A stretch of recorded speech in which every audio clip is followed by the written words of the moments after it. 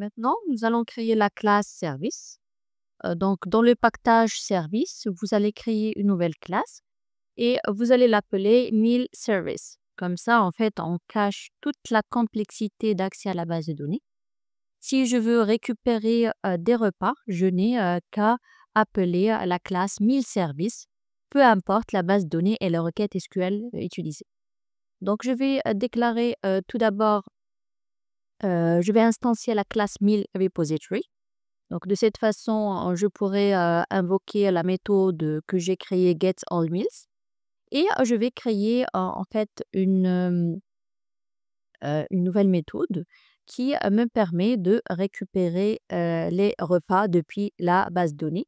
Donc, pour cela, cette méthode va renvoyer une liste de type, par exemple, ArrayList.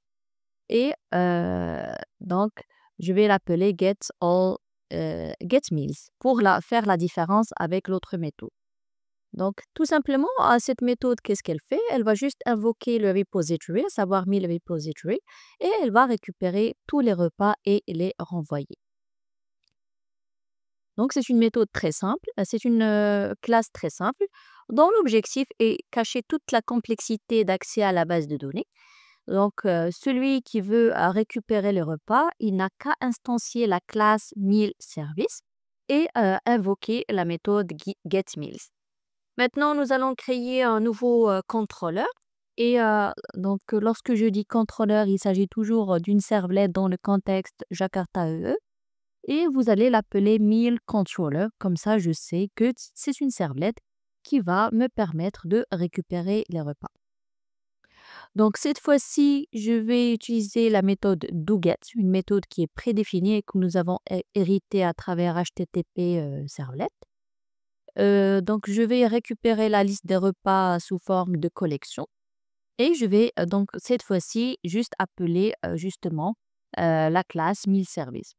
Donc, pour cela, je vais devoir instancier la classe meal service.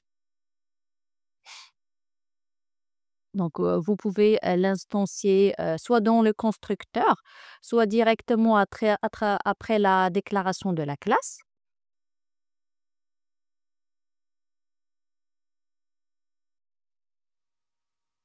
Et après, vous allez invoquer donc la méthode getMeals. Donc, comme vous pouvez le constater, cette méthode, il n'est pas accessible. En fait, c'est tout à fait normal parce que j'avais commis une erreur. La méthode getMeals, au lieu en fait de la déclarer comme une méthode en fait publique, je l'ai déclarée comme méthode private. Et de cette façon, elle n'est pas accessible. Donc, je vais juste revenir à la classe meal service et je vais changer la portée. On va changer la portée en fait de cette fonction. On va la changer pour public.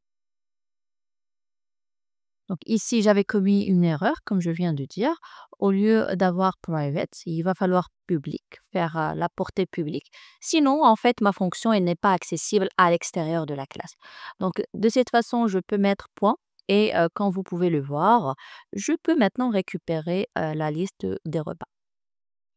Donc, après, ce que je vais faire, tout simplement, une fois que j'ai récupéré la liste des repas, je vais les envoyer comme paramètre de requête. Pour cela, on va faire appel à la méthode setAttribute. Donc, c'est une méthode qui nous permet en fait d'ajouter des attributs à la requête HTTP et on va juste faire donc getRequestDispatcher.